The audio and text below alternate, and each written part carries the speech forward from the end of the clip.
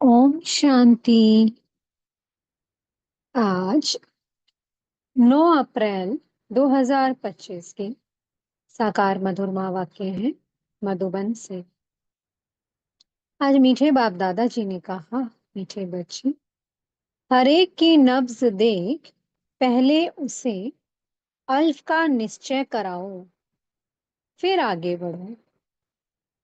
अल्फ के निश्चय बिना ज्ञान देना टाइम वेस्ट करना है। तो आज बाबा ने कहा, किसी को भी जब हम कोर्स कराने जाते हैं, मेडिटेशन सिखाने जाते हैं, तो पहले उन्हें अल्फ का परिचय पक्का करा कि ये वो परमात्मा है जो हम आत्माओं का पिता है। जब उसे निश्चय हो जाए कि हाँ ये मेरा पिता है, फिर आगे बढ़ना है। उसकी नब्ज देखनी है, क्या वो अटेंशन से सुन रहा है, इधर उधर सिर तो नहीं घुमा रहा, कहीं उसकी बुद्धि इधर उधर तो नहीं भटक रही है। तो चेकिंग करनी है। पहले बाबा का परिचय अच्छे से उसे समझ में आ जाए, फिर आगे हमें ज्ञान का परिचय देना है, ज्ञान की समझानी देनी है। प्रश्न है, कौन सा मुख्य एक पुरुषार्थ स्कॉलरशिप लेने का अधिकारी बना देता है? उत्तर है अंतर्मुखता का। तुम्हें बहुत अंतर्मुखी रहना है। बाप तो है कल्याणकारी, कल्याण के लिए ही राय देते हैं। जो अंतर्मुखी योगी बच्चे हैं, वह कभी देह अभिमान में आकर रोसते व लड़ते नहीं हैं। उनकी चलन बड़ी रॉयल शानदार होती है। बहुत थोड़ा बोलते हैं। यज्ञ सर्विस में रुचि रखते हैं।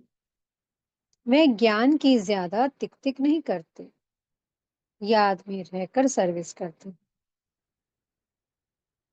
अंतर्मुखी बनने के लिए बाबा ने जो टेंशन खींच पाया, कल भी बाबा ने यही कहा था, चुप रहना है, कम बोलना है।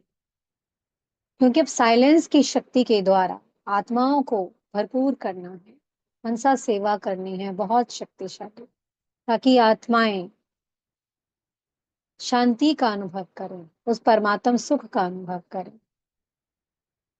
अब वो समय आ चुका है जब अंतर्मुखी हमें बन जाना है। ओम शांति।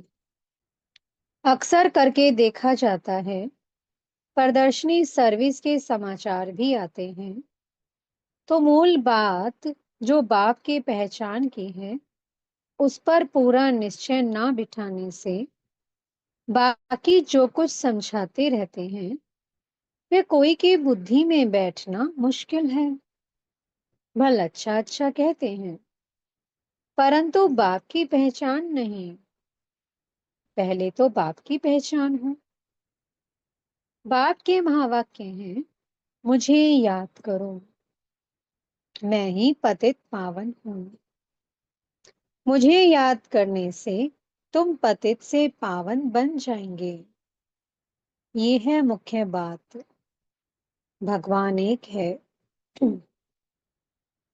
वही पतित पावन है, ज्ञान का सागर, सुख का सागर है।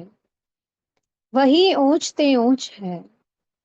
ये निश्चय हो जाए तो फिर भक्ति मार्ग के जो शास्त्र, वेद अथवा गीता भागवत हैं, सब खंडन हो जाए। तो जितनी भी भक्ति की सामग्री है, सब खंडित हो जाए। अगर उस एक परमात्मा का निश्चय हो जाए कि हाँ ये मेरा बाप है और मैं इसकी संतान हूँ, ये मुझे वर्षा देने आया है और मुझे अब पूरा वर्षा लेना है, ये निश्चय हो जाए। भगवान तो खुद कहते हैं, ये मैंने नहीं सुनाया है, मेरा ज्ञान शास्त्रों में नहीं है, वो है भक्ति मार्ग का ज्ञान। मैं तो ज्ञान दे सदगति करके चला जाता हूँ, फिर ये ज्ञान प्राय लोप हो जाता है। ज्ञान की प्रारब्ध पूरी होने के बाद फिर भक्ति मार्ग शुरू होता है। जब बाप का निश्चय बैठे तो समझें, भगवान वाच, ये भक्ति मार्ग के शास्त्र हैं, ज्ञान और भक्ति। आधा आधा चलती है। भगवान जब आते हैं तो अपना परिचय देते हैं। मैं कहता हूँ 5,000 वर्ष का कल्प है। मैं तो ब्रह्मा मुख से समझा रहा हूँ। तो पहली मुख्य बात बुद्धि में बिठानी है कि भगवान कौन है। ये बात जब तक बुद्धि में नहीं बैठी है तब तक और कुछ भी समझाने से कुछ असर नहीं होगा। सारी मेहनत ही इस बात में है। पाप आते ही हैं कब्र से जगाने। शास्त्र आदि पढ़ने से तो नहीं जगेंगे। परमात्मा है ज्योति स्वरूप, तो उनके बच्चे भी ज्योति स्वरूप हैं। परंतु तुम बच्चों की आत्मा पतित बनी है, जिस कारण ज्योति बुझ गई है, तमो प्रधान हो गए हैं। पहले पहले बाप का परिचय ना देने से फिर जो भी मेहनत करते हैं, ओपिनियन आदि लिखाते हैं, वह कुछ काम का नहीं रहता। इसलिए सर्विस होती नहीं है। निश्चय हो तो समझें कि बरोबर ब्रह्मा द्वारा ज्ञान दे रहे हैं। मनुष्य ब्रह्मा को देख कितना मूंझते हैं, क्योंकि बाप की पहचान नहीं है। तुम सब जानते हो भक्ति मार्ग अब पास हो गया है। कलयुग में है भक्ति मार्ग और अब संगम पर है ज्ञान मार्ग। हम संगम युगी हैं, राजयोग सीख रहे हैं, दैवीय गुण धारण करते हैं नई दुनिया के लिए। जो संगम युग पर नहीं, वह दिन प्रतिदिन तमो प्रधान बनते ही जाते हैं। उस तरफ तमो प्रधानता बढ़ती जाती है और इस तरफ तुम्हारा संगम युग पूरा होता जा रहा है। ये समझने की बातें हैं ना। समझाने वाले भी नंबरवार हैं। बाबा रोज पुरुषार्थ कराते हैं। निश्चय बुद्धि विचयन्ति। बच्चों में टिक टिक करने की आदत बहुत है। बाप को याद करते ही नहीं। याद करना बड़ा कठिन है। बाप को याद करना छोड़ अपनी ही टिक टिक सुनाते रहते हैं। बाप के निश्चय बिगर और चित्रों तरफ बढ़ना ही नहीं चाहिए। निश्चय नहीं तो कुछ भी समझेंगे नहीं। अल्फ का निश्चय नहीं तो बाकी बेते में जाना टाइम वेस्ट करना है। किसकी नब्ज को जानते नहीं। ओपनिंग करने वाले को भी पहले बाप का परिचय देना है। ये है ऊंचते ऊंच बाप, ज्ञान का सागर। बाप ये ज्ञान अभी ही देते हैं। सतयुग में इस ज्ञान की दरकार नहीं रहती। पीछे शुरू होती है भक्ति। बाप कहते हैं जब मेरी निंदा पूरी होने का समय होता है तब मैं आता हूँ। आधा कल्प उन्हों को निंदा करनी ही है। जिनकी भी पूजा करते ऑक्यूपेशन का पता ही नहीं है। अब सब पूजा कर रहे हैं, जड़ चित्रों को पूज रहे हैं, लक्ष्मी नारायण को, कहीं दुर्गा रूप को, लेकिन वो कौन है, वो कैसे बने, ये कुछ नहीं जानते। तुम बच्चे बैठ समझाते हो, परंतु खुद का ही बाबा से योग नहीं तो औरों को क्या समझा सकेंगे। भल शिव बाबा कहते हैं परंतु योग में बिल्कुल रहते नहीं तो विकर्म भी विनाश नहीं होते हैं, धारणा नहीं होती है। मुख्य बात है एक बाप को याद करना।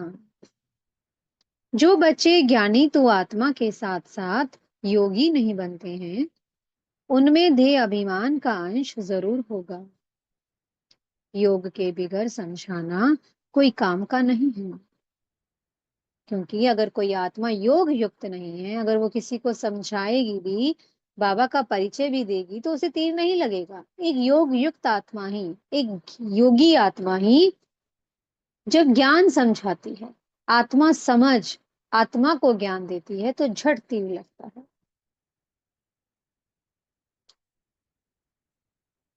योग के बिगड़ समझाना कोई काम का नहीं है। फिर देह अभिमान में आकर किसी न किसी को तंग करते रहेंगे। बच्चे भाषण अच्छा करते हैं तो समझते हैं कि हम ज्ञानी तू आत्मा है। बाप कहते हैं ज्ञानी तू आत्मा तो हो, परंतु योग कम है। ज्ञानी तो बन गए, लेकिन योग कम है। योग पर पुरुषार्थ बहुत कम है। बाप कितना समझाते हैं, चार्ट रखो। मुख्य है ही योग की बात। बच्चों में ज्ञान के समझाने का शौक तो है, लेकिन योग नहीं है।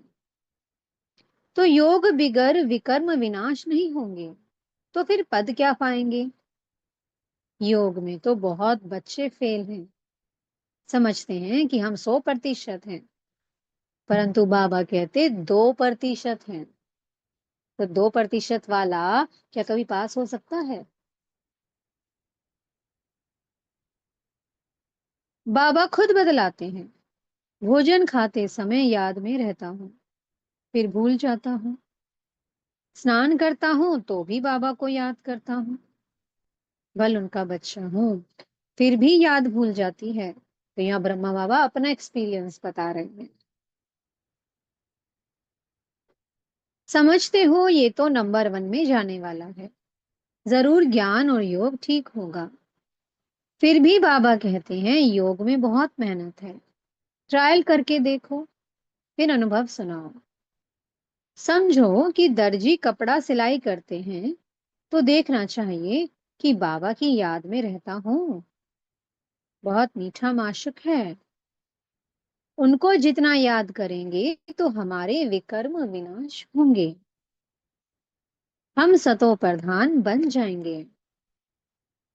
अपने को देखें कि हम कितना समय याद में रहता हूँ। बाबा को रिजल्ट बतानी चाहिए। याद में रहने से ही कल्याण होगा। बाकी जास्ते समझाने से कल्याण नहीं होगा। समझते कुछ नहीं है। अल्प बिगर काम कैसे चलेगा? एक अल्प का पता नहीं, बाकी तो बिंदी बिंदी हो जाती है। अल्प के साथ बिंदी देने से फायदा होता है। योग नहीं तो सारा दिन टाइम वेस्ट करते रहते हैं। बाप को तो तरस पड़ता है कि ये क्या पद पाएंगे। तकदीर में नहीं है तो बाप भी क्या करे। बाप तो घड़ी घड़ी समझाते हैं दैवीय गुण अच्छे रखो, बाप की याद में रहो। याद बहुत जरूरी है। याद से लव होगा तभी श्रीमत पर चल सकेंगे। प्रजा तो ढेर बननी है। तुम यहाँ आए ही हो ये लक्ष्मी नारायण बनने, इसमें मेहनत है। भल स्वर्ग में जाएंगे परंतु सजाएं खाकर फिर पिछाड़ी में आकर पद पाएंगे। थोड़ा सा पद पाएंगे। बाबा तो सब बच्चों को जानते हैं ना। जो बच्चे योग में कच्चे हैं वो देह अभिमान में आकर रूसते और लड़ते झगड़ते रहेंगे। जो पक्के योगी हैं उनकी चलन बड़ी रॉयल शानदार होगी। बहुत थोड़ा बोलेंगे। यज्ञ सर्विस में भी रुचि रहेगी। यज्ञ सर्विस में हड्डियां भी चली जाएं। ऐसे ऐसे कोई हैं भी। परंतु बाबा कहते हैं याद में जास्ती रहो तो बाप से लव होगा और खुशी में रहेंगे। बाप कहते हैं मैं भारत खंड में ही आता हूँ, भारत को ही आकर ऊंचा बनाता हूँ।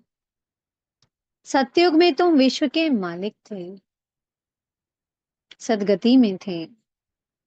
फिर दुर्गति किसने की? रावण ने। कब शुरू हुई? द्वापर से। आधा कल्प के लिए सदगति 1 सेकंड में पाते हो। 21 जन्मों का वर्षा पा लेते हो। तो जब भी कोई अच्छा आदमी आए तो पहले पहले उनको बाप का परिचय दो। बाप कहते हैं बच्चे इस ज्ञान से ही तुम्हारी सदगति होगी। तुम बच्चे जानते हो ये ड्रामा चल रहा है, सेकंड बाय सेकंड। ये बुद्धि में याद रहे तो भी तुम अच्छी रीति स्थिर रहेंगे। यहाँ बैठे हो तो भी बुद्धि में रहे ये सृष्टि चक्र जो मुहाफिक कैसे फिरता रहता है। सेकंड सेकंड टिक टिक होती रहती है। ड्रामा अनुसार ही सारा पाठ बज रहा है। एक सेकंड पास हुआ, खत्म। रोल होता जाता है। बहुत आहिस्ते आहिस्ते फिरता है। ये है बेहद का ड्रामा। बूढ़े आदि जो हैं उनकी बुद्धि में ये बातें बैठ ना सकें, ज्ञान भी बैठ ना सकें, योग भी नहीं, फिर भी बच्चे तो हैं। हाँ, सर्विस करने वालों का पद ऊंच है, बाकी का कम पद होगा। ये पक्का ख्याल रखो। ये बेहद का ड्रामा है। चक्र फिरता रहता है, जैसे रिकॉर्ड फिरता रहता है ना। हमारी आत्मा में भी ऐसे रिकॉर्ड भरा हुआ है। छोटी आत्मा में इतना सारा पाठ भरा हुआ है। इनको ही कुदरत कहा जाता है। देखने में तो कुछ भी नहीं आता है। ये समझ की बातें हैं। मोटी बुद्धि वाले समझ ना सके। इनमें हम जो बोलते जाते हैं, टाइम पास होता जाता, फिर 5,000 वर्ष बाद रिपीट होगा। ऐसी समझ कोई के पास नहीं है। जो महारथी होंगे वो घड़ी घड़ी इन बातों पर ध्यान देकर समझाते रहेंगे। इसलिए बाबा कहते हैं पहले पहले तो गांठ बांधो। बाप की याद की गांठ बंधवाई आज बाबा ने। सिर्फ एक उसको याद करना है। बाप कहते हैं मुझे याद करो। आत्मा को अब घर जाना है। देह के सब संबंध छोड़ देने हैं। जितना हो सके बाप को याद करते रहो। ये पुरुषार्थ है गुप्त। बाबा राय देते हैं परिचय भी बाप का ही दो। याद कम करते हैं तो परिचय भी कम देते हैं।